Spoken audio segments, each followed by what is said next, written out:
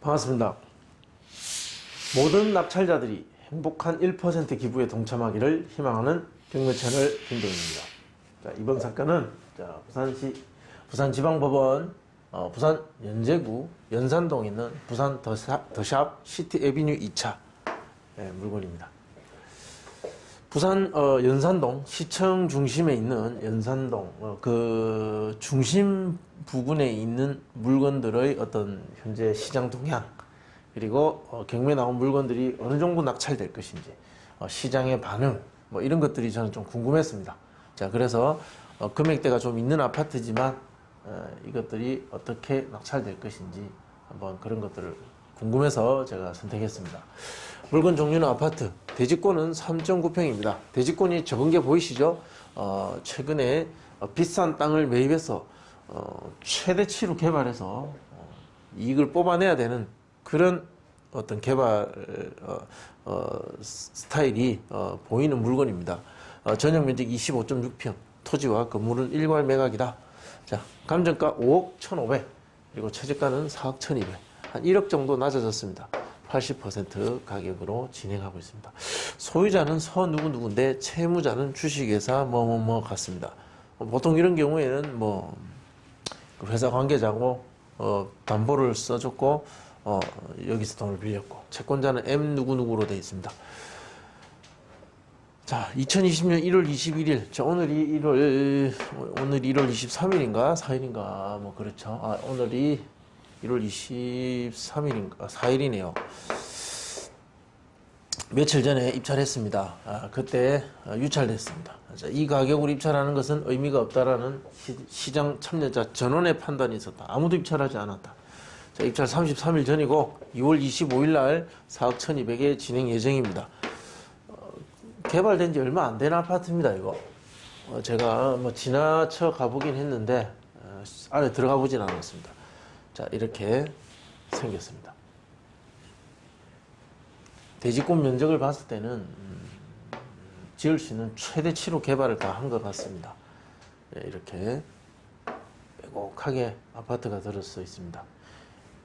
에비뉴 2차 오피스텔, 이 에비뉴 오피스텔 1차와 2차가 나란히 붙어 있고, 그렇게 크지 않은 부지 안에, 자, 역세권이죠. 지하철 바로 앞에 있는 땅입니다. 자, 여기에 개발한 물건.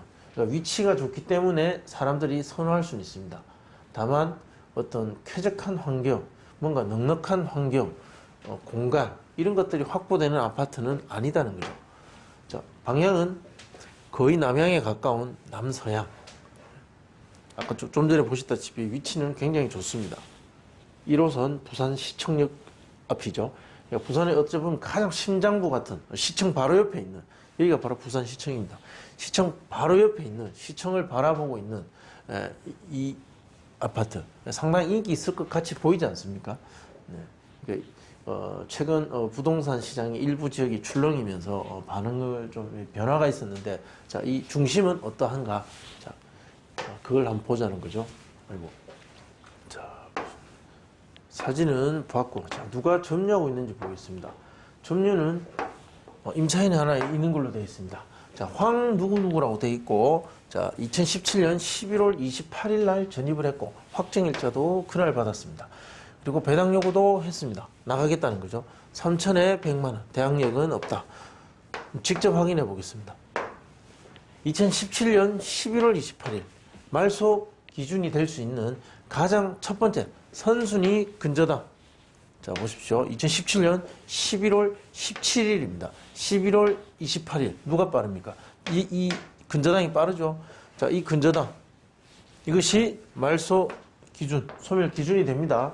자, 이 기준이 되는 등기보다 후순위로 있는 권리들은 모두 소멸. 그리고 후순위로 있는 이런 임차인들은 인수하지 않는다. 이것이 기준이 되죠. 그러니까 이 권리 관계는 단순합니다. 인수하지 않고 모두 명도 대상자가 되고 소멸 권리가 되는 거죠.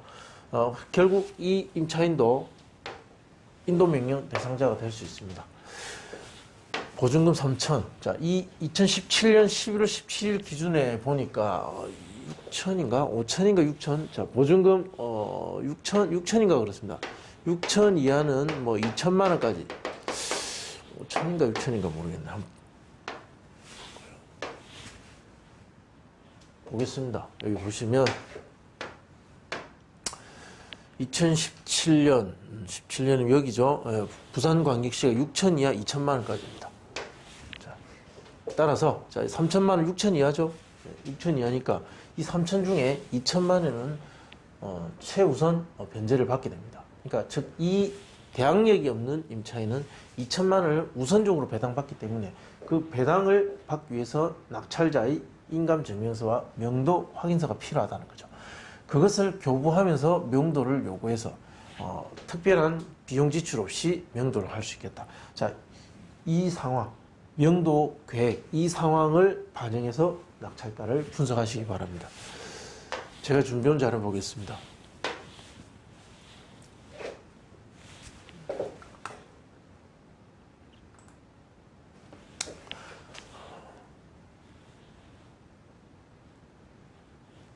네. 제가 준비한 자료입니다.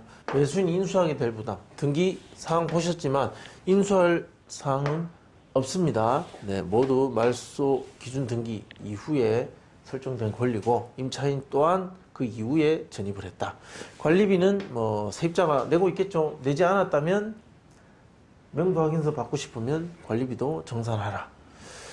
자, 이 큰 의미는 없지만 그렇지만 한번 확인해 보시면 좋습니다. 공과금 포함 여부도 관리실에 확인해 보시고. 임차인, 자, 황 누구누구 3천만 원 월 100, 보증금 3천이라는 것, 6천 이하라는 것 따라서 최우선 변제를 받을 수 있다. 명도 계획, 당연히 임차인 세대를 상대로 하면 되고 잔금 납부 후 한 약 1개월 정도에 잡히는 배당기일이 있습니다. 그때 그 사람을 내보낼 수 있도록 준비하시면 됩니다.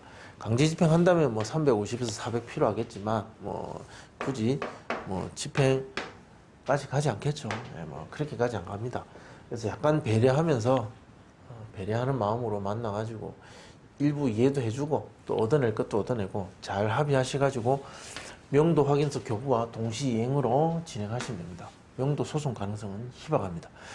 주변에 나와 있는 시장 매물, 부산 더샵 시티 에비뉴 2차, 동평행대 물건 보면 5억, 5억 3천, 5억 4천, 5억 2천, 5억 3천, 5억 2천, 3천, 4천. 자, 이 사이에 호가하고 있습니다.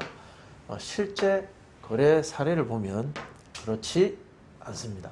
최근에 거래된 거 보면 5억 부근도 있지만 4억 중반도 있습니다. 4억 중반에서 후반까지. 그러니까 5억이라는 숫자는 보이지 않습니다. 4억 중후반에서 거래가 이루어졌는데 호가만 5억을 넘어가 있다. 자, 이 상황을 보면 이 중심부 시장에 있는 부동산 아파트 시장의 상황을 알 수가 있습니다. 올리고 싶으나 시장에서 빨리 받아들이진 않는다. 매수자와 매도자 간의 어떤 물건을 바라보는 심리적 차이가 존재한다는 거죠. 이 간극이, 이 차이가 일치되고 맞춰지기 위해서는 시간도 필요하고 누군가 한쪽의 의지가 꺾여야만 된다. 시장이 움직였지만 향후 얼마 동안은 그것이 일치되는데 필요한 시간이 걸린다는 거죠. 과연 옳은 것을 수요자들이 받아들일 것인가, 아니면 매도자의 욕심이기 때문에 시장의 상황에 맞출 것인가. 자, 그것은 좀 더 지켜봐야 될 것 같습니다. 감정은 5억 1,500으로 되었으나 실제로 현 시점에서 바로 거래가 가능한 금액은 4억 7천에서 8천 정도다. 해당 라인은 방향도 좋고 또 조망도 있을 거니까 제가 볼 때는 이 상한가의 가까운 적용을 살피셔야 될 것 같다. 자, 낙찰 사례 많이 있는데 이 신축 아파트 사례는 별로 없죠. 그래서 예측하기는 쉽지 않습니다. 그렇지만 또 시장 상황은 봐야 되기 때문에 낙찰 사례 분석해 보겠습니다. 연산 LG와 연산 자이가 있었습니다. 이것은 10년도 건축이고 99년도 건축이다. 가급적 자이의 상황이 좀 더 예상되는 경쟁자들의 심리를 예측하기에는 가까운 물건이다. 자, 전용 25.7, 25.6 둘 다 남향이고 자, 연산 LG는 2차에 낙찰되었고 15대 1이었고 연산자에는 1차에 낙찰되었고 4대 1이었다. 이것은 차이가 큽니다. 1차에는 의미가 없지만 2차까지 가면 그래도 한번 사볼까라는 시장의 반응은 충분하다. 자, 연산사에는 1차지만 그래도 매력이 있다는 거죠. 이 신축에 대한 최근 수요를 어느 정도 엿볼 수 있는 데이터입니다. 가론점가 2억 7,700가 4억 1,100일 때 거래 가능 금액은 이렇게 기록됐고 낙찰가는 이러하다. 94, 97. 가중 평균 구하니까 95% 정도 됐고 하한가 4억 7천 적용하면 4억 6천 정도 나옵니다. 하한가보다는 상한가 적용이 의미가 있겠죠. 네, 상한가가 더 중요합니다. 특히 이 물건은 더 그런 것 같습니다. 4억 8천 상한가 적용하니까 4억 6천 9백 정도. 결국 4억 6천 후반대 또는 제가 볼 때는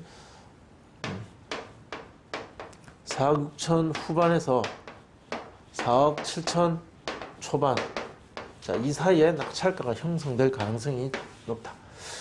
한 4억 7천 정도는 생각하셔야 되지 않을까. 마침 제가 4억 7천 적용을 했네요. 예. 이 정도 금액을 적용하면 취득세, 국민주택 채권, 등기비용, 이사비용은 반영 안 하셔도 될 것 같습니다. 명도비용, 이것은 최우선 변제금을 받는 소액 보증금에 해당하는 임차인이 있기 때문에 적용하지 않으셔도 될 것 같고요. 4억 7,567만 원 정도의 정리가 될 것 같습니다. 네, 부산 중심부의 시장은 이러합니다. 어느 시장이나 다 그것이 존재하지만 매수자와 매도자의 그 심리적 차이는 존재할 수밖에 없고 특히 시장이 움직이는 지역은 더욱 그러하다.